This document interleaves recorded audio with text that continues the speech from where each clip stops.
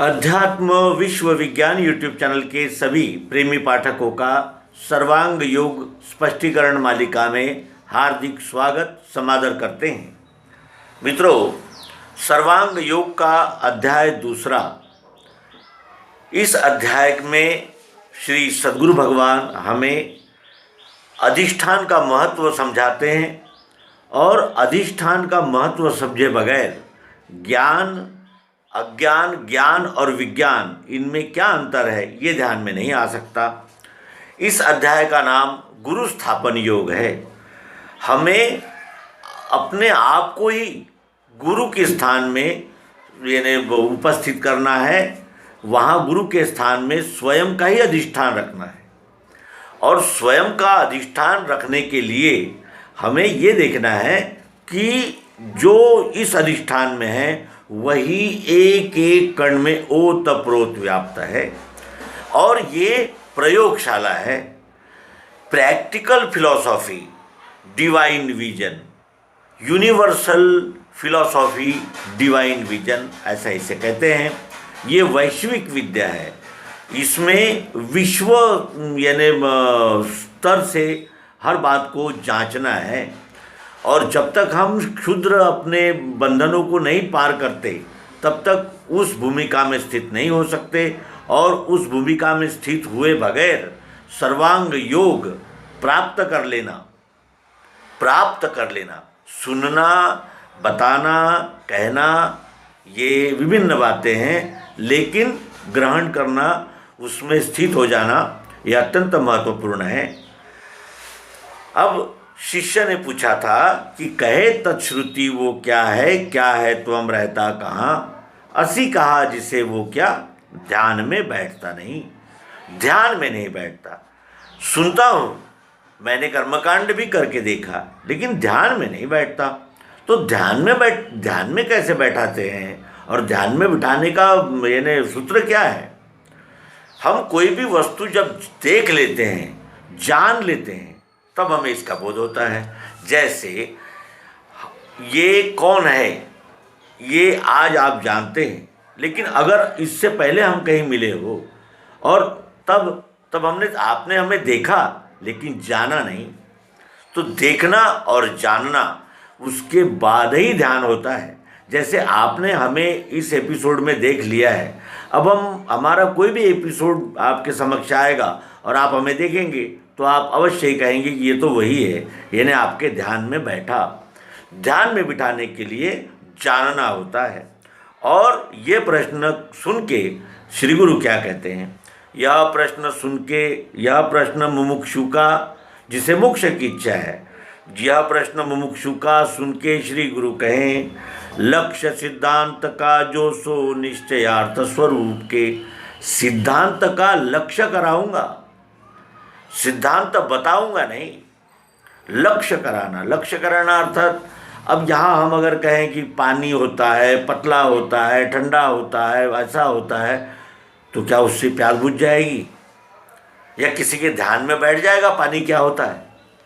शब्द ध्यान में बैठेंगे, लेकिन शब्द नहीं चाहिए, सिद्धांत का लक्ष्य चाहिए। लक्ष्य सिद्धांत का जो सो निश्चयार्थ स्वरूप के। अपने ही स्वरूप का निश्चय होने के लिए सिद्धांत का लक्ष्य होना आवश्यक होता है। जब तक बातों में रहेंगे तो शब्द जालम महारण्यम, शब्द से प्यास नहीं बुझती, पानी से बुझती है।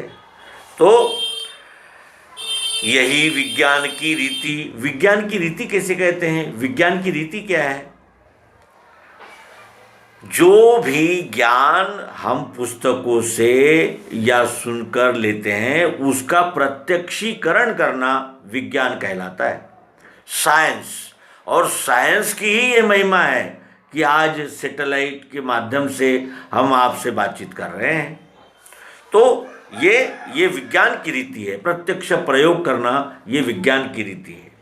और इसी से साक्षात्कार होता है स्वरूप का साक्षात्कार होता है, साक्षात दिखता है, साक्षात जाना जाता है। और इसी का बोध होने से दृढ़ निश्चय मिले। इसी सूत्र का बोध मिलने से ही हमें दृढ़ निश्चय मिलता है। डुलमुल अवस्था नहीं रहती, क्योंकि मुमुक्षु ने क्या कहा था कि समाधान नहीं स्थायी, दृढ़ निश्चय हुए बगैर स्थायी समाधान हो नहीं सकता। तो इसी का बोध होने से, इस सूत्र का बोध होने से दृढ़ निश्चय मिलता है। जड़ चैतन्य की ग्रंथि छूटने का सुमार्ग ये। अनेक पंथ मत इस विश्व को जड़ मानते हैं, तो अनेक मत पंथ इस विश्व को चेतन मानते हैं। जड़ चैतन्य का वाद जो है ये गांठ, जड़ चैतन्य की ग्रंथि छूटने का सुमार्ग ये जो विवाद चल रहा है, ये जो दो पक्ष बने हुए विश्व आपस में संघर्षशील है, कोई सगुण को मानता है, कोई निर्गुण को मानता है, कोई साकार को मानता है, कोई निराकार को मानता है, कोई जड़ को मानता है, कोई चेतन को मानता है, कोई जड़ को मानता ही नहीं तो कोई चेतन को ही नहीं मानता। इस प्रकार का जो द्वंद्व चला आ रहा है, ये ग्रंथि छूटने का ये सुमार्ग है। बताशे अपने आगे रखना, भूलना नहीं। ये क्यों कहा होगा कि बताशे अपने आगे रखना, भूलना नहीं? क्योंकि और जो इस सर्वांग योग में कहा गया है, क्या वो इसके पूर्व में कभी नहीं कहा गया? मुंडकोपनिषद, बृहदारण्यकोपनिषद, श्रीमद् भगवद गीता क्या कहते हैं? अष्टावक्र गीता क्या कहती है? यही तो कहती है। लेकिन समाधान नहीं होता। क्यों? क्योंकि बोध नहीं होता। बोध क्यों नहीं होता? क्योंकि ध्यान में नहीं बैठता। और ध्यान में क्यों नहीं बैठता? क्योंकि उसका प्रत्यक्षीकरण हम तक नहीं जाता। प्रत्यक्षीकरण जब तक नहीं होता तब तक हमारा दृढ़ निश्चय हो नहीं सकता।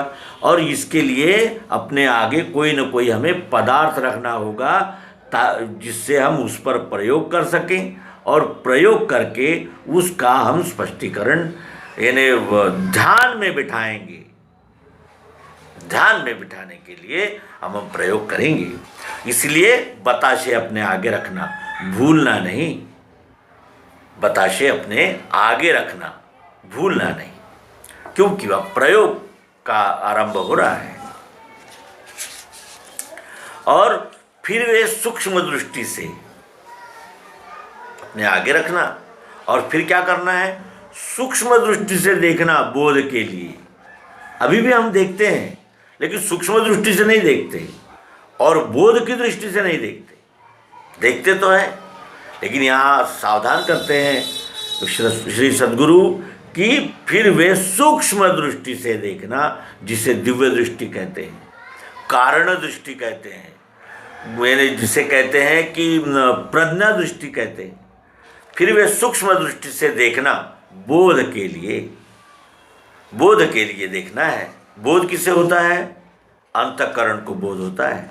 अंतःकरण तक पहुंचाने के लिए फिर हमें मन, बुद्धि, चित्त और अहंकार को एकाग्र करना आवश्यक ही है, क्योंकि उसके बगैर बोध हो नहीं सकता। वो चारों अंतरेंद्रियां जब जागृत होगी तभी उसका ग्रहण हो सकता है इस विद्या का। और हिय में बोध होते ही मुक्ति है ब्रह्मजाल से। हृदय में बोध हुआ और ब्रह्मजाल से मुक्त हुए। आसमान में है, पाताल में है, ऐसा है, वैसा है, और वो संप्रदाय का यानी बढ़ना चाहता है, और वो अन्य संप्रदायों पर अन्याय करना चाहता है, और फिर वो बलि मांगता है। फिर वो हिय में बोध होते ही मुक्ति है ब्रह्मजाल से।